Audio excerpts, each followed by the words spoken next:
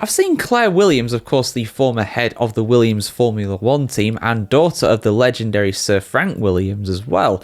She's been doing a lot of things in the media recently, doing a lot of interviews and opening up on her time in the sport. Of course, Claire left Formula One a good few years ago now, since Doralton Capital took over the team, and overall, I'd say that's been positive for the team. They were really, really struggling under the Williams family for a very long time. That's not to disparage the Williams family. Of course, they are legends in Formula One, but Formula One has changed. The amount of money in the game nowadays has meant that it's very, very hard or even impossible, really, for a true privateer to exist in the sport. But one of the things she's been saying recently is about a certain star driver and how tough it was to keep them in their ranks. And you can probably guess who that is. There's a certain clue here as well with the thumbnail for this article on the F1Chronicle.com. But let's dive into this, guys, because it's very common for the big teams, or the quote-unquote big teams, to loan their drivers to other teams in Formula One. They've only got 2 seats themselves, so it makes sense to make use of other seats available at other teams. Ollie Behrman is currently at Haas. He is a Ferrari Formula One driver.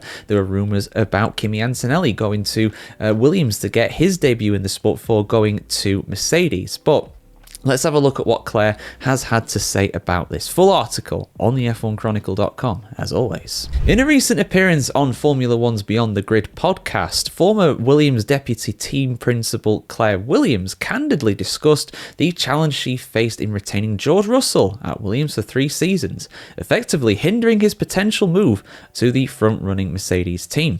Russell, who entered Formula One in 2019 as the reigning Formula 2 champion alongside Alex Albon and Lando Norris, endured 2 pointless seasons with Williams, while his peers found success at Red Bull and McLaren respectively. Now, obviously, before we go too much into that success at Red Bull for Alex Albon was very, very brief. He did get set back a long way and now has ended up, weirdly, at Williams. But yeah, Lando Norris very much going from strength to strength every season. Debatably, this season not so much, but it's been an upward trajectory overall. And this was despite Mercedes' keen interest in securing Russell alongside Lewis Hamilton. Williams stood their ground to keep the promising young driver at the team.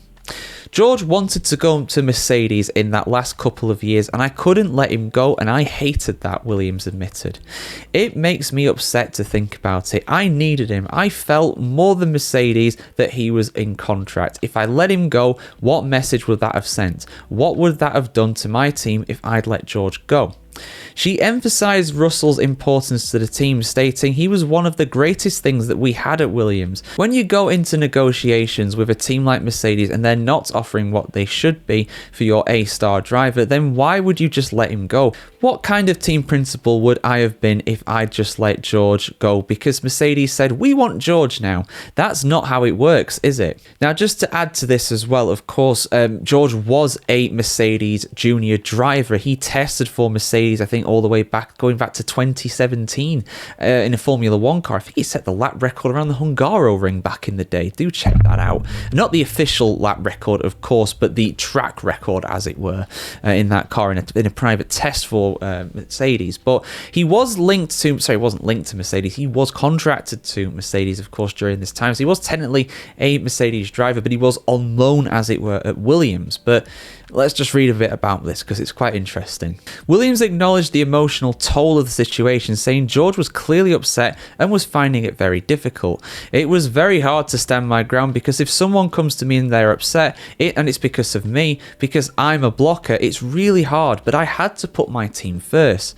She added, as much as I would have loved to have made George's dreams come true, I couldn't at the same time, and that was one of the hardest parts of being a team principal for me. And I always said to George, you will be grateful for this one day because it will build resilience in you. It will build strength.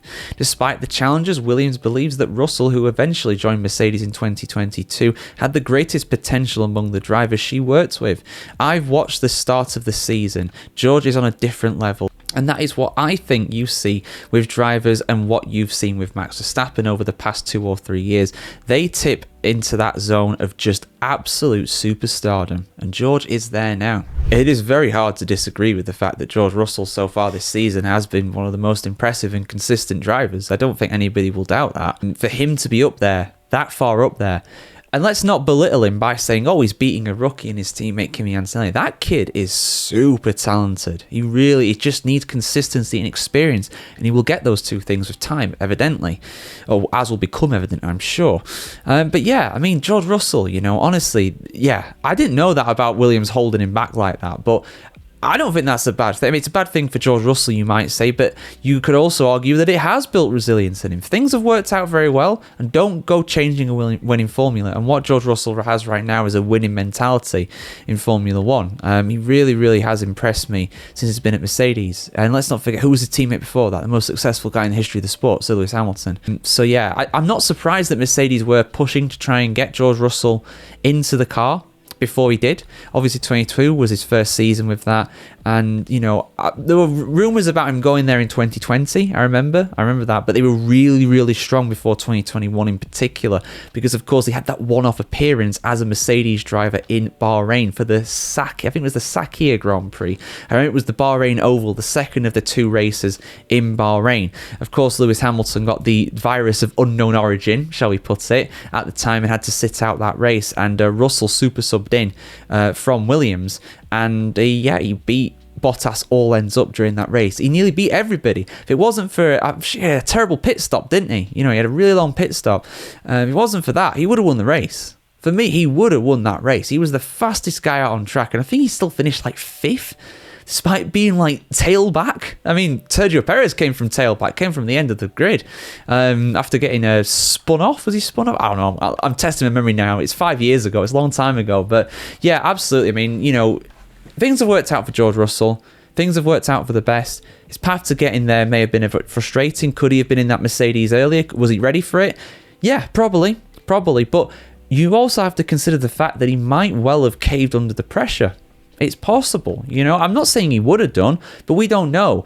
And those 3 seasons at Williams, he got his first, let's not forget, he got his first podium as well with Williams, albeit in a race that wasn't a race in Belgium in 21, but still had a lot of success there, got a lot of points, and really, really helped the team out. And, without George's help, we might not have a Williams team that is as good as it is now.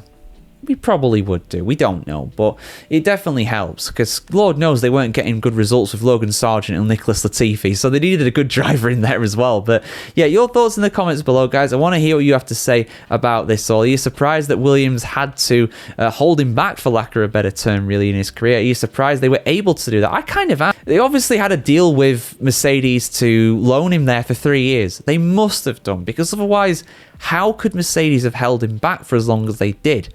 He was a Mercedes driver, but clearly to break that part of the contract was impossible. There wasn't an exit clause, or if there was an exit clause, it was an exit clause that Mercedes were not willing to trigger at that time. Anyway, your thoughts in the comments below. Stay tuned for much more like this. Have a fantastic day wherever you are in the world today, guys. Like, share, comment, subscribe if you want to see more like this.